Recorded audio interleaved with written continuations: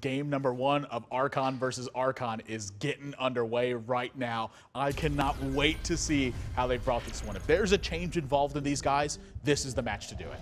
I fully expect to see crazy decks from both people as well. Well, Purple's, he's going straight out with Rogue, and I can't blame him for this one. And Zalae, he's played Warlock in the past, but not too terribly much. Not too terribly much, but when he does, he plays a decent bit of handlock. Now, I kind of like this from Purple the more I think about it, because you know, against Zalae, Zalae's like, there's no way he's going to play Rogue against me, right? Like, I just know he's going to play Rogue, so he's not going to play that. What is this? Oh, Nelly. Why is there a Cairn in this deck? I don't know, but he's got some sort of plan with it. That's crazy to see. I haven't seen that card in what feels like a decade. I mean, all season long, we've seen this from Purple, and there have been reasons every time. We've seen Snipe from him. We've seen King Mukla. We've seen, you know, cards that you see a lot, but not in certain decks show up, and they've always been good, so. Yeah, this is anyone's guessing. I mean, this is a kind of maybe a nod to the fact that he expects Zalae to play something like Handlock. It's a great card in this matchup. It just gets you a ton of value. Yeah, I was gonna say, you know, getting a value fight against Zalae is something that's gonna happen pretty often since he plays decks like this and Patron Warrior and stuff, and that's just a good, resilient threat. I totally agree with you. Also, guys, get up there on Twitter, use that hashtag HPL. Are you supporting Archon, or are you supporting Archon in this one? Yeah, I mean, you can't lose if you like Archon. That's true. Purple cycling the Phantom Knives earlier.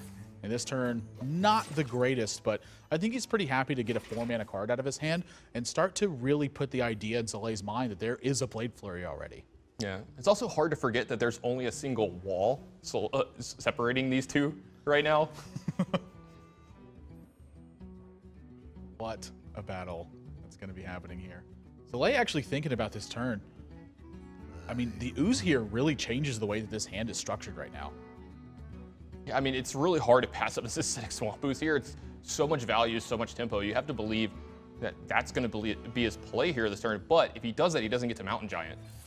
Yeah, which is a pretty darn big deal. Step number 1 is going to be life tap for him. And when he life taps, I fully expect the ooze to be following afterwards. That's 8 damage that's pulled away this game. You know, Purple, you know, he played the Tinker Sharpsword Oil last turn and didn't get, you know, a ton of value out of it. You know, he gets the Acidic Swamp Ooze here, but it is during Zalae's 4th turn. So it does take away, you know, some of the great plays that Zalae has there. He can't Mountain Giant, he can't, you know, Twilight Drake. So it is a pretty good tempo play from him. I think that's exactly the kind of position he was looking for too, was to just throw off the turn 4 a lot. That's obviously the Tinker Sharpsword is a big sacrifice to be making for that, but clearly he feels comfortable doing so. Yeah, we see stuff like this from Purple all the time. Now, silence on the Iron Beak Owl here too. Why not get aggressive? Yeah, not to take anything away from Zalae either. He is one hell of a player as well. This is a tricky spot now for Purple, but it looks like he's totally comfortable just using the Cairn to get the job done. Prep Sap is going to keep him ahead on tempo. And does he push for damage now, or does he eat away one of these minions?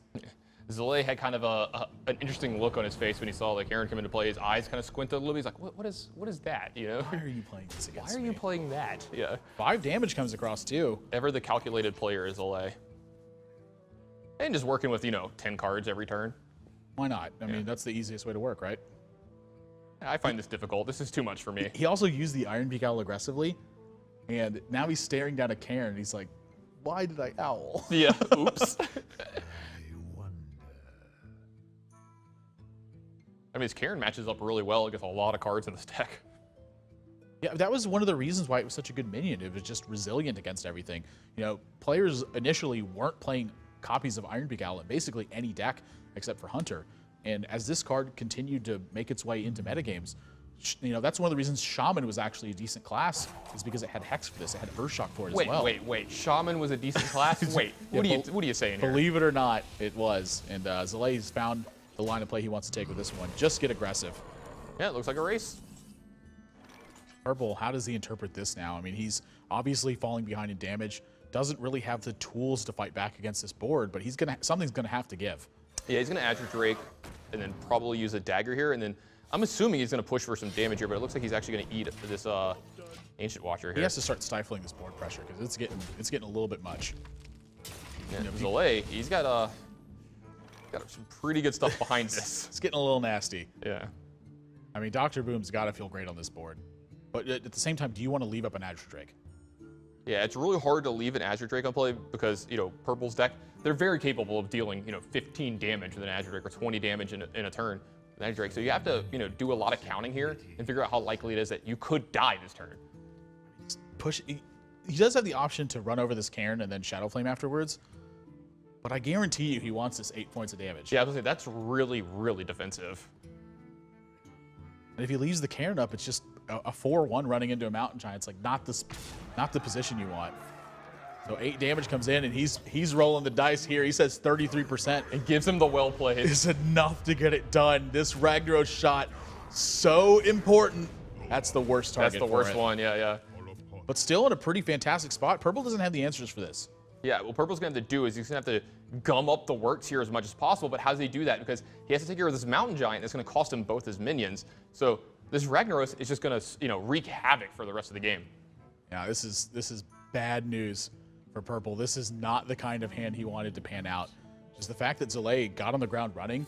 The Iron Peak Owl on the Ancient Watcher, actually a big catalyst into this gameplay. He's just going to prep sprint and he's just going to sprint and not be able to have prep, and he's going to scoop this one up. He's had enough at this point. Zalae looking fantastic in game number 1. This is a matchup where Purple has said oftentimes that he feels like Rogue has an advantage in this one.